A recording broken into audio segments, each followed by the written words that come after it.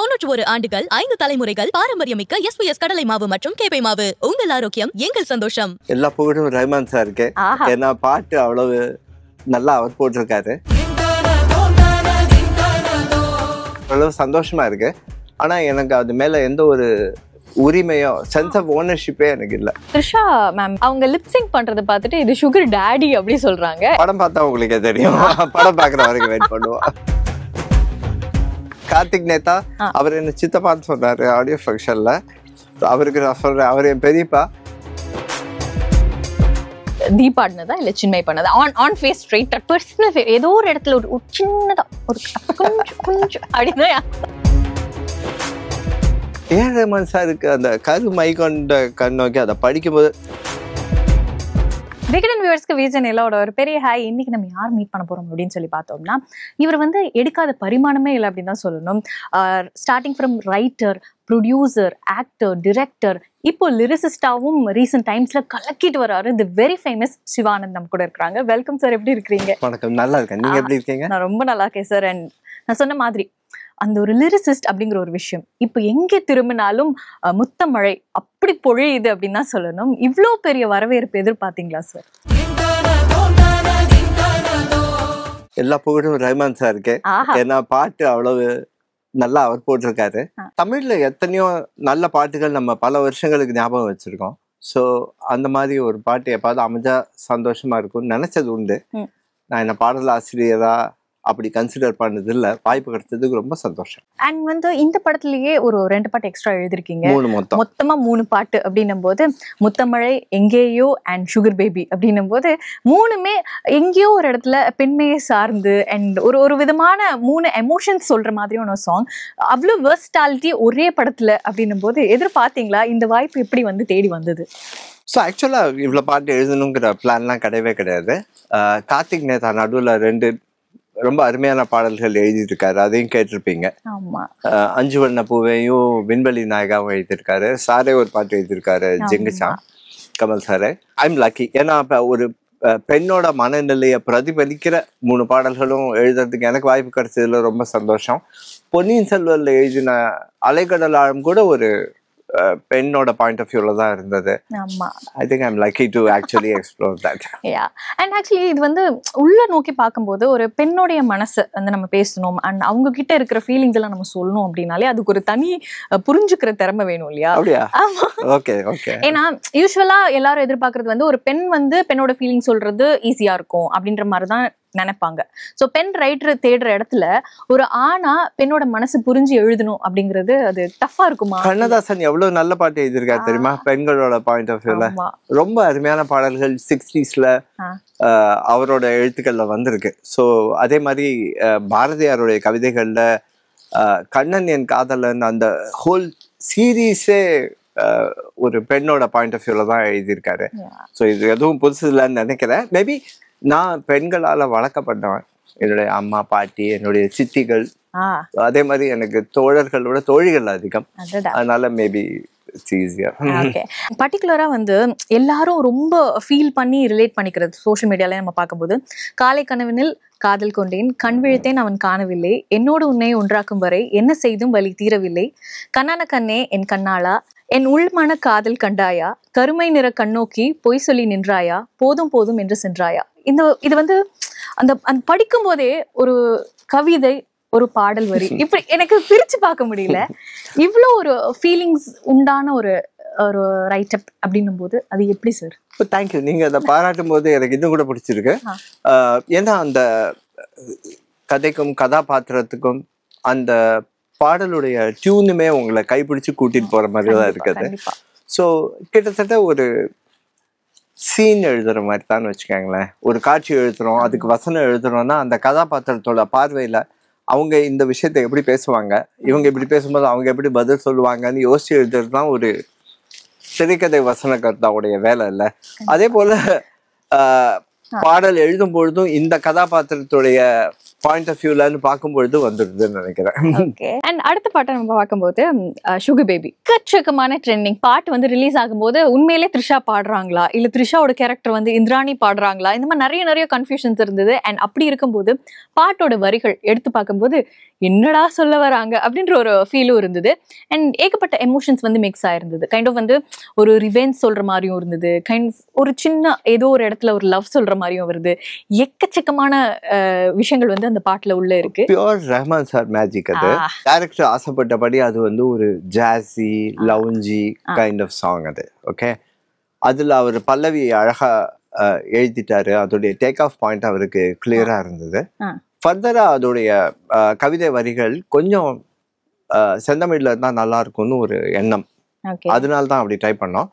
அதே போல அந்த பாட்டு வந்து வெறும் காதல் பாட்டு இல்லை, அது வந்து ஓரளவு வன்முறையையும் காட்டணும், ஓரளவு இந்த உலகம் இப்படி டார்க்கா இருக்கேன்னு சொல்லணும். சோ அதனால அந்த ஜோன்ல போய் எழுதினோம். ஓகே. அண்ட் வந்து இப்போ த்ரிஷா மேம் டான்ஸ் ஆடின ஒரு ரீல் பார்த்துட்டு எல்லாருமே வந்துட்டு அவங்க லிப்சிங் பண்றதை பார்த்துட்டு இது சுகர் டாடி அப்படி சொல்றாங்க. அண்ட் இது எந்த இடத்துல வந்து சுகர் டாடி அப்படிங்கிறது வந்து சுகர் பேபியா மாறுச்சு, இதுக்கான ஏதாவது டாக்கிங் ப்ராசஸ் ஏதாவது இருந்தது? படம் பார்த்தா உங்களுக்கே தெரியும். படம் பார்க்குற வரைக்கும் வெயிட் பண்ணுவோம். And beautiful. And last but not least எங்கேயோ, இது கேட்கும் போதே ஒரு வேற மாதிரியான ஒரு சல்சா வைப்ல இருக்கு. அண்ட் நிறைய விஷயங்கள் வந்து ஒரு மாதிரி லஸ்டி டோன்ல நிறைய விஷயங்கள் வந்து இன்கார்பரேட் பண்ணி இருக்கீங்க. அப்படியா? ஆமா, நான் வந்து பார்த்த ஞாபகம் இல்லையோ மாதிரி இருக்கணும்னு நினைச்சேன். புதிய பறவையில வர பாட்டு அது ரொம்ப அருமையான பாட்டு இல்ல, அது கேட்டிருக்கீங்களா? அந்த மாதிரி இருக்கணும்னு ஆசைப்பட்டேன். அண்ட் இந்த பாடல் எழுதும் போது என்ன மாதிரி இருந்தது? அண்ட் இந்த ஒரு பாட்டுக்குமே வந்துட்டு அப்பயே லிரிக்ஸ் எழுதுனீங்களா இல்லனா வந்துட்டு கொஞ்சம் டைம் கேட்டு ஆர் எப்படி ப்ரிப்பரேஷன்? சோ முத்தமழை ஆக்சுவலா வேற எமோஷன் தூக்கலா இருந்த ஒரு டியூன் அது. அதனால வரிகள்லயுமே கொஞ்சம் சோகத்தை அதிகமா துவைச்சு எழுதியிருந்தேன். அதை கொஞ்சம் லைட்டன் பண்ணணும்னு ரஹ்மான் சார் கேட்டாங்க. சோ அதுல அவர் கோடு போட்டு காமிச்சு முத்தமழை அப்படிங்கிற 2 வார்த்தை கொடுத்ததுனால ஓகே எனக்கு அதோடைய மூடு புரிஞ்சு அப்படி எழுத ஆரம்பிச்சோம். அப்புறம் நான் ஒரு 2 வருஷம் எழுதினதுக்கு அப்புறம் நானும் டைரக்டரும் கார்ல போகும்போதோ இல்ல ஃபிளைட்ல ஆக்சுவலா வேற நாட்டுக்கு போகும்போது கூட பேசிட்டு போனோம். வெவ்வேறு வரிகளை அதுல உருட்டி புரட்டி பார்த்து சரி பண்ணிட்டு போனோம். பட் கிட்டத்தட்ட 90% முதல் வருஷம் தான் அது உட்காந்துருச்சு. எங்கேயோ ஆக்சுவலா படபடன்னு எழுதினது. ஏன்னா அது ஏற்கனவே எங்க கையில இருந்த டியூன். அது பல தடவை அதை கேட்டிருக்கோம். இன்னைக்கு ரெக்கார்ட் பண்ணலாம் இப்பவே எழுது அப்படின்னாரு. அது ஏதோ அப்பவே இன்ஸ்பிரேஷன்ல எழுதினது. எந்த பாட்டு அவர் வேற ஏதாவது ஒரு படத்துக்கு டியூன் பண்ணதா? இல்ல எங்க படத்தோட டியூன் தான் எங்க கையில இருந்தது. என்னைக்கு அந்த பாடல் பதிவு பண்ணுவோம், யாரு எழுதுவாங்கங்கறத பத்தி பேசிக்கிட்டே இருந்தோம். ஒரு நாள் இன்னைக்கே பண்ணிடலாம், இப்ப சிங்கர் இருக்காங்க எழுதுங்கன்றாங்க. சோ அப்படியே ட்ரை பண்ணி பார்க்கலாமே பண்ணோம். ஓகே. அண்ட் வந்து ஃபர்ஸ்ட் ஜிங்குச்சா ரிலீஸ் ஆகும்போது எல்லாரும் தலையில தூக்கி வச்சு கொண்டாடினாங்க. அண்ட் தென் வந்துட்டு சுகர் பேபி வந்தபோதும் same thing happen. And Vinveli Nayaga வரும்போதெல்லாம் எல்லாரும் வந்து பிளாஸ்ட் ஆயிட்டாங்க, இன்னும் என்ன வச்சிருக்கீங்க? ஏன்னா எப்பவுமே வந்து Rahman sir save the best for the last அப்படின்னு சொல்லும் போது லாஸ்டா உங்க பாட்டு எல்லாத்தையும் அடிச்சு நொறுக்குற மாதிரி எல்லாமே எங்க பாட்டு தானே. இது ஒரு முழுமையான ஆல்பம். இது Sergeant Pepper's Lonely Hearts Club பேண்ட்னு பீட்டில்ஸ் போட்ட ஆல்பம் மாதிரி, ஆர் மைக்கேல் ஜாக்சனோட த்ரில்லர் மாதிரி, அல்லது காதலிக்க நேரம் இல்லை விஸ்வநாதன் ராமூர்த்தியோட மாதிரி, திருடா திருடா ரஹ்மான் சாரோட மாதிரி ஒரு சில ஆல்பம்களுக்கு நினைவெல்லாம் நித்யா இளையராஜா சாருக்கு. ஸோ அது முழுமையா கேட்கும் பொழுது எல்லா பாட்டுமே நல்லா இருக்கும். அது போல எங்க படத்துலயும் அமைஞ்சிருக்குன்னு நினைக்கிறேன். ஒவ்வொரு பாட்டும் ஒவ்வொரு மாதிரி அழகு. இந்த 3 பாட்டுமே ஒரு தடவை எழுதும் போது என்ன மாதிரியான ரியாக்ஷன்ஸ் எல்லாம் வந்து ஏரமன் சார் கிட்ட இருந்து மணிரத்னம் சார் கிட்ட இருந்து வந்தது? அந்த ஒரு கான்வர்சேஷன் இருந்திருக்கும்ல, இது போடலாம் ஆக்சுவலி ரியாக்ஷன் எதுவும் இல்லைன்னா நல்லா இருக்குன்னு அர்த்தம். ஏன்னா நாங்க படம் எடுக்கும் பொழுதே அப்படிதான் பண்ணுவோம். ஷார்ட் ரொம்ப நல்லா இருக்குனாக்கா ஓகே அடுத்த ஷார்ட்னு சொல்லி கேமரா எடுத்துட்டு போற டைப். ஸோ பாம்பேல இருந்து வந்து ஒர்க் பண்ற நடிகர்கள்லாம் சில சமயம் என்னையாச்சு நல்லா இருந்துச்சா நல்லா இல்லையா கோச்சிட்டு போயிட்டாரா அப்படிலாம் கேட்பாங்க. ஏன்னா அங்கெல்லாம் ஒரு ஷாட் நல்லா முடிஞ்சதுன்னா நின்று கை தட்டி எப்படி பிரமாதமா பண்ணிருக்கீங்க அப்படிலாம் கொண்டாடிட்டு அடுத்த ஷாட் போவாங்க. இங்க நம்ம ஆசைப்படுறபடி அமைஞ்சிருச்சுன்னா வில் கீப் மூவிங். ஸோ படிச்சுட்டு ஓகே ரெக்கார்ட் பண்ணலாம் அப்படின்னு சொன்னாலே நல்லா இருக்குன்னு அர்த்தம் நான் வச்சுட்டு இருக்கேன். இது நல்லா இருக்கு. பட் ஏதாவது ஒண்ணு சொல்லிருப்பாங்கல்ல, ஒரு வேர்ட் ஆச்சு. நான் இன்னைக்கு கார்ல வரும்போது எங்கேயோ கேட்டு வந்தேன், சிவா ரொம்ப நல்லா இருக்கு அப்படின்னு எங்க டைரக்டர் சொன்னாரு. ஓகே. சோ அதுதான் அவருக்கு ஓவராலா பிடிச்சிருக்குன்னு அர்த்தம். ஆமா சார் நல்ல டியூன் அப்படின்னு. நானும் அவரை இன்னும் கொஞ்சம் இழுத்து பார்க்கலாமேங்கிற ஆசையில இல்ல வரிகளும் ரொம்ப நல்லா இருக்கு அப்படின்னு போட்டு வாங்க வேண்டியிருக்கு. ஏரமான் சார் என்ன சொன்னாரு? அது ஏரமான் சாருக்கு அந்த கரு மை கொண்ட கண் நோக்கி அதை படிக்கும்போது நைஸ் அப்படின்னாரு, அவ்வளவுதான். So I know that part really fell in place. கருமை கொண்ட கண் நோக்கி போய் சொல்லின்றாயா, போதும் போதும் என்ன சென்றாயா, அது அவருடைய டியூனுக்கும் சந்தத்துக்கும் வரிகளாவும் நறுக்குன்னு உட்காந்துடுச்சுன்னு எனக்கு புரிஞ்சது. அண்ட் வந்து பாட்டுக்கு 2 வெர்ஷன் இருக்கு அப்படின்னும் போது ஃபேன்ஸ் எல்லாரும் அப்படி செலிப்ரேட் பண்றாங்க. We are so lucky இல்ல, ஏன்னா 2 சூப்பர் டேலண்டட் சிங்கர்ஸ், 2 பேரோட இன்டர்பிரேஷன் ஒரே பாட்டு. இப்ப நமக்கு 2 பாட்டு கிடைச்ச மாதிரி இருக்கு. மாத்தி கேட்டுட்டு இருக்கேன்.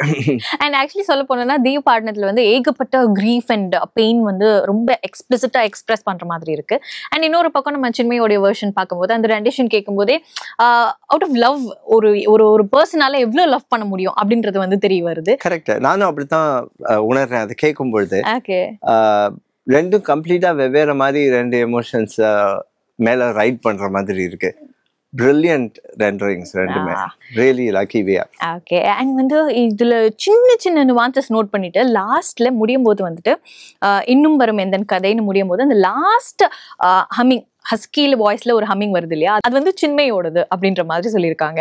இது வந்து 2யும் கலந்த மாதிரியான ஒரு விஷயம் வந்து எடுத்துட்டு வந்திருக்காங்க. அப்படின்னும் போது ஒரு லிரிசிஸ்டா உங்களுடைய பாட்டுல 2 பேரோட வாய்ஸ் இருக்கு அப்படின்ற மாதிரி விஷயங்கள் வந்து ஒரு பரவலா பரவிட்டு இருக்கு சோசியல் மீடியாலன்னும் போது அது கேட்கும் போது எப்படி? நான் உங்கள்கிட்ட ஒரு உண்மையை சொல்றேன், இது வந்து ஃபார்மலா பேட்டிக்காக சொல்றதுலாம் இல்ல. அது என்னுடைய பாட்டு, என்னுடைய லிரிக்ஸ்லாம் இப்ப தோணவே இல்லை. நான் ஒரு ஃபேனா தான் கேட்டுட்டு இருக்கேன். இப்ப நீங்க இதெல்லாம் பத்தி பாராட்டும் போது ஓரளவு சந்தோஷமா இருக்கு. ஆனா எனக்கு அது மேல எந்த ஒரு உரிமையோ சென்ஸ் ஆஃப் ஓனர்ஷிப்பே எனக்கு இல்லை. நான் ஒரு ரசிகனா தான் 2யும் கேட்டு புலகாங்கிதப்பட்டு இருக்கேன். ஏன்னா அந்த மொத்த ஆல்பமே எங்க ஆல்பம் இல்ல, அதனால ஐம் நாட் பீங் ஃபார்மல். நான் நிஜத்தை உங்கள்கிட்ட சொல்றேன், நான் எழுதின வரிகள் அவங்க பாடுறாங்க அப்படிங்கிற தனி சந்தோஷம் எல்லாம் பதிவு பண்ற அன்னைக்கு இருந்தது. இப்ப பாட்டு உருவான பிறகு அது நம்ம எல்லாருக்குமே பொதுவான சொந்தமான பாட்டுன்னு நினைக்கிறேன். பியூட்டிஃபுல். அண்ட் வந்து உங்களுடைய வந்து ஒரு லிரிசிஸ்ட் அப்படிங்கிற ஒரு பரிமாணம் வந்து வானம் கொட்டட்டும் படம் மூலியமா ஒரு திரையுலகுக்கு நீங்க வந்து லிரிசிஸ்டா இன்ட்ரோடியூஸ் ஆறீங்க அப்படின்னும் போது இந்த ஒரு வாய்ப்பு, பிகாஸ் அந்த படம் முழுதுமே இருக்க பாடல்கள் வரிகள் எல்லாமே வந்துட்டு நீங்க தான் பண்ணிருக்கீங்க அப்படின்னும் போது அது எப்படி நடந்தது? நான் ஒரு தமிழ் பைத்தியம். அந்த படத்தோடைய இயக்குனர் தானா எனக்கு நண்பர். சித் ஸ்ரீராமும் அவரும் சேர்ந்து டியூன்ஸ் எல்லாம் செலக்ட் பண்ணி முடிச்ச போது டம்மியா ஒரு சில வரிகள் எழுதணும், அப்பதான் இந்த பாட்டு எந்த பக்கம் போகும்னு முடிவு பண்ணலாம்னு சொல்லி பிளான் பண்ணாங்க. அதுல நான் பார்ட்டிசிபேட் பண்ணினேன். கொஞ்சம் நல்லா அமைஞ்ச மாதிரி இருக்கு, அதனால ஒரு பாட்டு எழுதலாம் அப்படின்னு ட்ரை பண்ணோம். அப்புறம் எங்களுக்குள்ள நல்ல ஒத்து வந்துருச்சுன்னு சொல்லிட்டு எல்லா பாட்டையும் எழுதிட்டேன். பியூட்டிஃபுல். ஒரு லிரிசிஸ்டா இல்லாம எல்லா படத்துலயுமே நீங்க வந்துட்டு ஒரு லவ் அண்ட் அஃபெக்ஷனோட உங்களுடைய ஒர்க் வந்து வேற விதமா கண்டினியூ ஆகுது. பீட் அது வந்து எக்ஸிகியூட்டிவ் ப்ரொடியூசரா இருக்கலாம், இல்ல ஒரு இதுதான் என் வேலைன்னு இல்லாம எல்லாத்தையும் சேர்ந்து இழுத்து போட்டு பண்ற ஒரு விஷயம் இருக்கு இல்லையா? அப்படி இருக்கும்போது தக் லைஃப் உருவான விதம் அப்படின்னு பார்க்கும்போது பாடல்கள் பாடுறதா இருக்கலாம், இல்லைன்னா வந்து அந்த ஒரு ஸ்பாட்ல செட்ல இருக்கிறதா இருக்கலாம், ஒரு ஆக்டர்ஸ் வந்துட்டு நடிக்கிற விதமா இருக்கலாம், எல்லாத்துலயும் உங்களுடைய இன்வால்வ்மெண்ட் இருக்கும் இல்லையா? ஸோ நீங்க வந்து ப்ரிடாமினெண்டா எனக்கு இது வந்து பார்க்கும்போது இது நான் எதிர்பார்க்கல, பட் ஆனா சூப்பரா நடந்திருக்கே அப்படின்ற மாதிரியான விஷயங்கள் ரெக்கார்டிங் ஸ்டுடியோல இருக்கலாம், இல்லைன்னா இந்த படத்துடைய சண்டை காட்சிகள், இந்த படத்துடைய ஆக்ஷன் சீன்ஸ் அன்பறிவு மாஸ்டர்ஸ் ரொம்ப பிரமாதமா பண்ணியிருக்காங்க. ஏன்னா இதுக்கு முன்னாடி இதோடைய ஒளிப்பதிவாளர் ரவிகேசன் சாரா இருக்கட்டும், ப்ரொடக்ஷன் டிசைனர் ஷர்மிஷ்தா மேடம், அல்லது காஸ்டியூம் டிசைனர் ரேகா, எல்லாரோடையும் நாங்கள் நிறைய படங்கள் பண்ணியிருக்கோம். அஃப்கோர்ஸ் ரஹ்மான் சாரையும் ஸ்ரீகர் பிரசாத் சாரையும் பற்றி சொல்லவே வேணாம், 25 வருஷமா ஒர்க் பண்ணிட்டு இருக்கோம். ஃபர்ஸ்ட் டைம் அன்பறிவு மாஸ்டர்ஸோட ஒர்க் பண்றோம். ஒரு பர்டிகுலர் ஸ்டாண்டர்ட் டெஃபினட்டா இருக்குன்னு தெரியும், அதுக்கு மேலேயே கொண்டு போயிட்டாங்க. really excited to see these action bits. And வந்து எனக்கு தெரிஞ்சு அட்டகாசமான ஸ்டண்ட் சீக்வென்ஸ் எல்லாம் வந்து எஸ்டிஆர் பண்ணிருக்காங்க அப்படின்னு நம்ம வந்து கேள்விப்பட்டோம். ஃபுல் ஆஃப் ஆக்ஷன் பேக்டா இருக்கு. அண்ட் த்ரிஷாவுடைய சைட் பார்க்கும்போது ஃபுல் ஆஃப் இது வரைக்கும் பண்ணாத ஒரு நெகட்டிவான ஒரு நெகட்டிவ்லாம் யாருமே சொல்லவே இல்லையா உங்கள்ட்ட? அது வந்து அவங்க வந்து ரிவெஞ்ச் ப்ளே பண்ண போறாங்க கைண்ட் ஆஃப் அப்படின்ற மாதிரியான விஷயங்களும் ஒரு மாதிரி பரவிட்டு இருக்கு. ஸோ முத்தமழை பாட்டு வந்து ரெக்கார்டிங் பண்ணும்போது அண்ட் பண்ணது முடிஞ்சதுக்கு அப்புறமா வந்துட்டு மணி சாரோடைய ரியாக்ஷன் என்னவா இருந்தது, அண்ட் அதுக்கப்புறமா லிரிக்ஸ் வந்துட்டு நீங்க கொடுத்ததுக்கு அப்புறமா ரமன் சாருடைய ரியாக்ஷன் என்னவா இருந்தது? எனக்கு நல்லா ஞாபகம் இருக்கு. நானும் சாரும் பாண்டி பஜார்ல கார்ல போயிட்டு இருக்கும்போது தான் அந்த வரும் ஒரு சூரியன் பல தாரகை மண்ணில் மின்னல் விழாதை வரி எழுதினோன்னு நினைக்கிறேன்.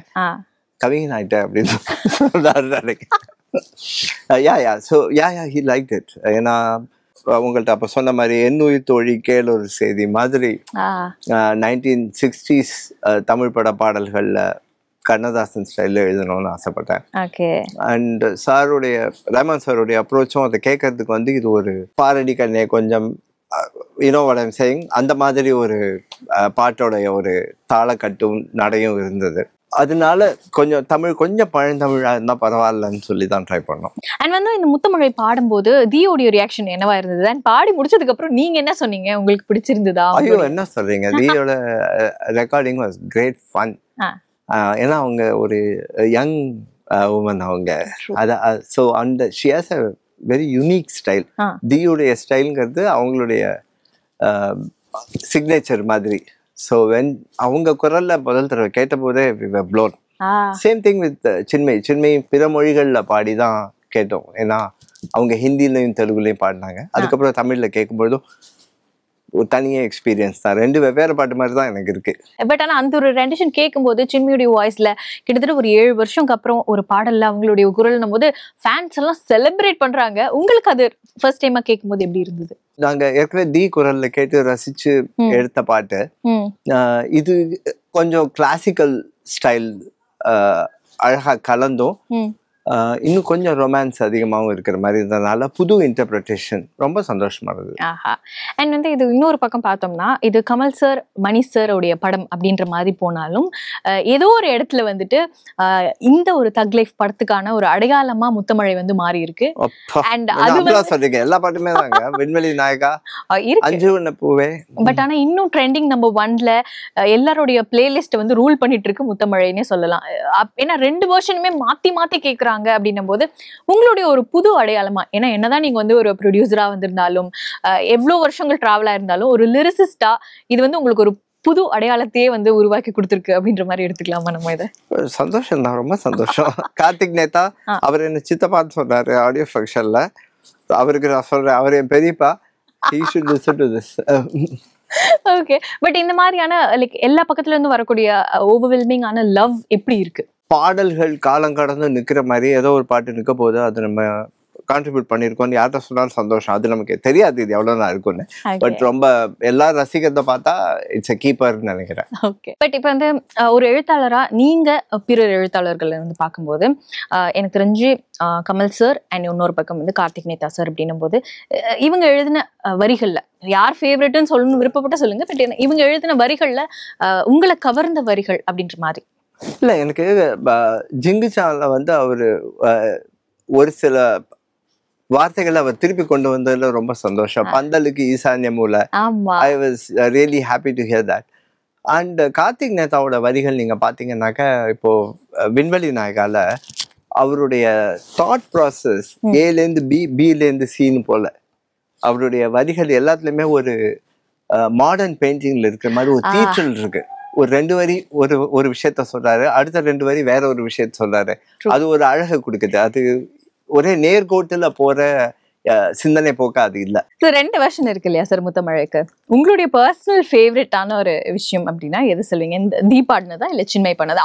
ஆன் ஃபேஸ் ஸ்ட்ரைட்டா டப்புன்னு பதில். இல்ல நான் உங்களுக்கு சொல்ல வருது என்னன்னா இது நம்மளாவே இந்த ஒரு பழக்கத்தை உருவாக்கிட்டு இருக்கோம்னு நினைக்கிறேன். முதல்ல இருந்து எம்ஜிஆர் சிவாஜியா மாதிரி நம்மளாம் ரொம்ப லக்கிங்க. தமிழர்கள் மாதிரி கொடுத்து வச்சவங்க கிடையவே கிடையாது. எல்லாத்துலயுமே நமக்கு ஆப்ஷன் இருக்கு. மியூசிக்லயும் இருக்கு, நடிப்புலயும் இருக்கு, இலக்கியத்துலயும் இருக்கு. அந்த வகையில பாக்கும்போது I think we are very lucky that 2 வருஷம் சூப்பரா வந்திருக்கு. ஒரு பர்சனல் ஏதோ ஒரு இடத்துல ஒரு சின்னதா ஒரு கொஞ்சம் அப்படின்னா உங்களுக்கு அப்படி இருக்காங்க? எனக்கு இல்ல. ரெண்டுமே பிரில்லியன்ட்ங்க. ஐ மீன் கம் ஆன், 2 ஆர்டிஸ்டுடைய அருமையான ஒர்க் இது. இதை போய் கம்பேர் பண்ணி இதுவா அதுவா இது என்ன போட்டியா? இந்த ரெண்டுமே நம்ம கைதட்டி ரசிச்சு சொல்லிக்கணும். நம்மள ஜட்ஜா பாத்துக்க கூடாது. ஓகே.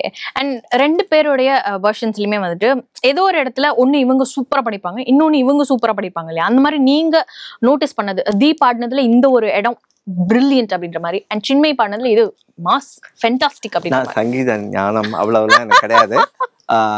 என்னை பொறுத்த வரைக்கும் தீயுடைய மொத்த குரல்ல இருக்கிற அந்த டோனே பிரமாதம். அந்த பாட்டுக்கு ஏத்த மாதிரி இருந்தது. சின்மையை நீ பாட ஆரம்பிக்கும் போது அவங்க ஜானு தம்மாரோ தம் தான் பாடும்போது I was blown. I think okay that's a lovely interpretation. அவ்வளவுதான் சார், இவ்வளவுதான் கேட்டோம் நாங்க. அண்ட் வந்து மக்களுக்கு தெரியாத மாதிரி ஒரு விஷயம் லாஸ்டா நான் இதை கேட்டு முடிச்சிடுறேன். முத்தமழையோடைய பின்னாடி இருக்கக்கூடிய அன்னோன் சீக்ரெட்ஸ்ன்ற மாதிரி, ஏன்னா நிறைய விஷயங்கள் நிறைய பிளாட்ஃபார்ம்ல நீங்க வந்து எல்லாருக்கும் ஷேர் பண்ணிருக்கீங்க. பட் ஆனா டாப் ஆஃப் த மைண்ட்ல உங்களுக்கு வந்து அப்படியே சொல்றது ஒரு செரி ஆன் த டாப் அப்படின்ற மாதிரி ஒரு மெமரி மைண்ட்ல இருக்கும் இல்லையா? இது யாருக்கும் சொல்ல மாட்டேன், ஆனா வந்து எக்ஸ்க்ளூசிவா விகடன் நேயர்களுக்காக நான் சொல்றேன். அப்படின்னு உங்களுக்கு மட்டும் சொல்றேன், எனக்கு கூட தனியா சொல்றேன் ஏதாவது ஒண்ணு சார். சோ முத்தமழை பாட்டு நீங்க ஆக்சுவலா பாத்தீங்கன்னா அதுல ஒரு கவாலி டச்சும் இருக்கு. ஆமா, எங்க யாரோ ஒரு யூடியூப் ரசிகர் கூட அது வந்து பழைய ஹிந்தி படங்கள் மாதிரி இருக்கு, முகலே ஆசம் டச்ல இருக்கு அப்படின்னு சொல்லி எழுதியிருந்தாரு. Which is quite nice actually. ஏன்னா அந்த மாதிரி ஒரு பாட்டு தமிழ்ல வந்து பல காலம் ஆயிடுச்சு ஆக்சுவலா கவாலி ஸ்டைல்ல.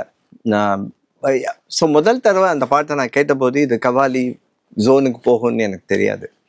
ஏன்னா அந்த டியூனுடைய போக்கும் அதை சார் பாடியிருந்த விதமாக அப்போ கேட்கும்போது எனக்கு அதோடைய மெலடி மட்டும்தான் உட்காந்துது. அதில் இவ்வளோ கோரஸ் வரும், இப்படி கொடுக்கல் வாங்கல் இருக்கும், இங்கே ஒரு ஆண் குரல் அங்கே பெண் குரல், இது ஒரு வரி அங்கே 10 பேர் பாடுறது, அந்த மேஜிக் ரஹ்மான் சார் பண்ணும்பொழுது you can see the whole thing building. நான் வேற பார்த்த ஒரு படம் என் கண் முன்னாடி ஒரு முழுமையான பல வண்ண ஓவியமா வளர்ந்ததை மறக்கவே முடியாது. Yeah it's lovely experience. Beautiful, true. And நீங்க சொன்னோன்னு தான் வந்துட்டு எனக்கு மைண்ட்ல வருது. ஆமா இல்ல, ஏன்னா ஒரு கர்நாடிக் மியூசிக், ஹிந்துஸ்தானி அண்ட் கூடவே வந்து சூஃபி அண்ட் இது ஒரு டிரான்ஸ் மாதிரி என்ன எப்படி நான் டிராவல் பண்றது அப்படின்ற ஒரு விஷயம் வந்துட்டு இந்த ஒரு பாடல்ல ஏகப்பட்ட மியூசிக் வந்து எக்ஸ்ப்ளோர் பண்ணிருக்காங்கன்னு கேட்கும் போது இப்ப நீங்க சொல்லும் போது பின்னாடி வேற மைண்ட்ல ஓடுது. எவ்வளவு ஒரு மியூசிக் மாவலா இது வந்து கன்சிடர் பண்ணுங்க. உங்களுக்கு இந்த பாட்டு இவ்வளவு பிடிச்சிருக்குங்கிறது எனக்கு ரொம்ப சந்தோஷமா இருக்கு. ஏன்னா ஆன் லூப்ல வந்து நம்ம கேட்டுட்டே இருக்கோம் சார். ஏன்னா ஒன்னா ஒரு வழி வந்து நம்ம இது பண்ணணும் அண்ட் ஏதோ ஒரு இடத்துல கண்டிப்பா எல்லாரும் கோத்ரூ பண்ணக்கூடிய ஒரு விஷயம். இத வந்து அவ்வளவு அழகா உணர்ந்து ஒரு லிரிக்ஸ்ல எடுத்துட்டு வந்து அந்த வார்த்தைகள் மூலமா அந்த ஒரு பெயின் சொல்றது அப்படிங்கிறது அவ்வளோ சாதாரணம் கிடையாது. பட் ஆனா அது எஃபோர்ட்லெஸ்ஸா நீங்க வந்து பண்ணிருக்கீங்கன்னும் போது கண்டிப்பா you truly deserve. Anyway, thank you so much. ரொம்ப ரொம்ப நெகிழ்ச்சியா இருக்கு, எல்லாருக்கும் பிடிச்சிருக்குங்கிறது நான் எனக்கு என்ன சொல்றதுன்னே தெரியல. அவ்வளவு I'm grateful. Beautiful beautiful and thank you so much. முத்தமழை அப்படிங்கிறது வந்து ஒரு பாட்டா இல்லாம அந்த பாட்டுக்கு பின்னாடி இருக்கக்கூடிய அவ்வளோ ஒரு ஜேர்னி வந்துட்டு எங்க கூடவே வந்து நீங்க அழகா டிராவல் பண்ணி இதெல்லாம் நடந்தது அப்படின்றத வந்து நாங்களும் கூட எக்ஸ்பீரியன்ஸ் பண்றதுக்கான ஒரு வாய்ப்பை எங்களுக்கு கொடுத்ததுக்கு ரொம்ப ரொம்ப ரொம்ப நன்றி சார். தேங்க்யூ. 91 ஆண்டுகள் 5 தலைமுறைகள் பாரம்பரியமிக்க SYS கடலை மாவு மற்றும் கேப்பை மாவு. உங்கள் ஆரோக்கியம் எங்கள் சந்தோஷம்.